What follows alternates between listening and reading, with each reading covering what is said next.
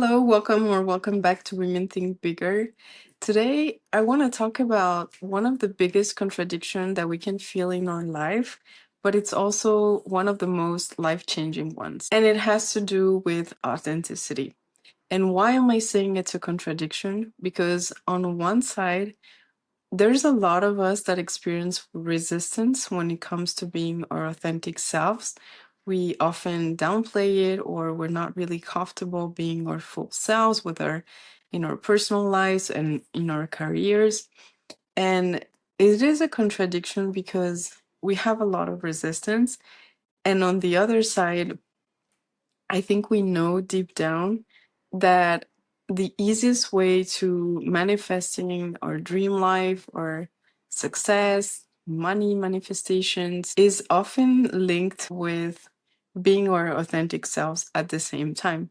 So, on one side, we have a lot of resistance being ourselves, but on the other side, we know that authenticity is the path of least resistance for the life that we want to manifest. And it is quite normal to experience resistance to being authentic because we have so many layers of conditioning, so many years of trying to not feeling judged or feeling rejected that we often forget that when we are in our power, that's the moment where we magnetize things effortlessly to our lives. And that's the moments where we have the biggest breakthroughs. So I want to dive deep into this today because I think we need to consciously understand what are really the benefits of being authentic in our pathway to manifesting things that we want. Because until we don't really lock in this idea and are comfortable with it on a nervous system level, we always experience this resistance to being our authentic selves. And actually, that slows down the process of our manifestations, of getting to our goals. So I want to talk about how can we really today sit and lock in the idea that being authentic is going to be the path to the least resistance, the fastest path for you to get to your goals. So, the first thing we need to remember is that the energy of authenticity is essentially an energy of attraction and not rejection. And this is something really important because for me personally, I often associated most of my life the energy of being in my authentic self with rejection, judgment, or mostly negative feelings or not feeling comfortable because this is what we are often taught. It's that if you're authentic, you're going to feel rejected, you're going to feel judged, and it's often associated with negative feelings. But what we forget is that the moment you manifested the biggest things in your life was when you were in an authentic energy.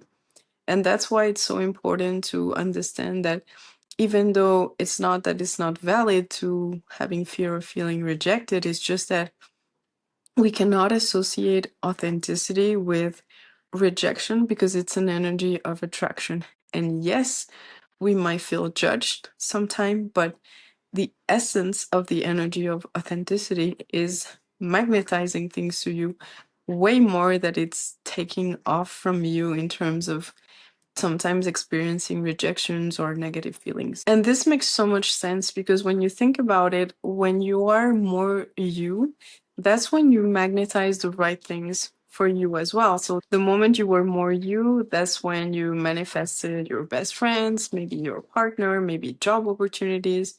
It was an energy that was pulling things that you wanted towards you. And so this is easy to recognize in our personal life, but it's really important to see it in our career as well. And most of you in this community of Women Think Bigger are entrepreneurs. And I think we really need to understand as well from a business perspective how authenticity has a more positive impact than maybe feelings of being judged and rejected. And one thing that I want to mention is that it's okay to sometimes feel scared of being rejected because deep down, it's way easier to be rejected for something that we are not than being rejected when we really are in an authentic energy, when we're giving the best of ourselves, maybe in our offers or how we show up online. It hurts the ego so much more to be rejected when you are being fully you than when you are done playing yourself. However, if you think of the clients or the things that you've manifested, they were drawn to you because you were being yourself. So ultimately, the energy of attractions is always more beneficial on the long term in our careers than maybe those feelings of rejection. So, one thing that you can do to rewire your conscious and subconscious mind is try to journal on all the times where you were just in an authentic energy without forcing it, and people reached out to you, or clients reach out, or something was interested in what you do just from a genuine perspective. This also helps us see how much more positive has come into our lives than focusing on the moments where we felt rejected. This is not just important for our brain, it's also important for the nervous system because, as you know, I talk a lot about the body and how it's our vessel for abundance and all the manifestations that we want to have in our lives. And when you start feeling safe in a certain energy, it's easier to stay in that energy. So when you show your brain that you're safe in the energy of authenticity, at least that it's not as terrifying as it looked like, it's going to be easier for you to be more and more in this energy of authenticity. The second thing is that authenticity is a form of alignment. And this is why things flow. When we talk about the path of least resistance, we're not talking about a path where that requires no effort, where there are no ups and downs. The path of least resistance is just for me the opposite of the survival mode. So, yes, it's a path that requires dedication and effort, but it's not coming from the same energy of constant struggle and scarcity that we can have in survival mode. It feels way more peaceful, way more intuitive, and most importantly, it brings a lot of emotional fulfillment. And that is going to manifest through opportunities or clients reaching out without you necessarily pushing, money coming in. So it's an energy of flow and alignment. Overall, it has this very reciprocal energy. You receive as much as you give, whereas in the survival mode, you're constantly giving and not receiving as much. So the whole dynamic feels way more balanced and way more effortless. So when we operate from this authentic energy, things flow more easily because we're not trying to replicate someone's formula, someone's way of doing things, someone's way of thinking. We are operating from what I call the creative self. And the creative self is when we're really connected to what is true for you. And it's a space where it's easier to see possibilities. Also, from a nervous system perspective, if you think of it on the long term, for example, in your business, it's going to be way easier to be in an authentic energy because it's a life force energy that is going to be way more consistent and way more available to you than if you are in a, let's say, not fully being yourself or not operating the way you want. It's going to be maybe harder to stay in this energy on the long term, or at least it's going to be very draining because it's not fully authentic. So, even from the nervous system perspective, and we know how long it takes to build a business, to sustain it, to scale it. So, it's easier to think that logically, from the body's perspective, it's easier to be authentic because it's an energy that we can access on a consistent basis. It's an energy, it's a life force that is very pure, that is very unique, and it's very true to us. And for example, I often say that for me, the pursuit of prosperity is ultimately a pursuit of alignment. And I think it's very true because it's two frequencies that are very similar to each other. They feel very effortless, not because there is no dedication to it, but it's because we feel a higher pull towards it. And somehow we are able to come up with creative solution. We have the energy to face our fears.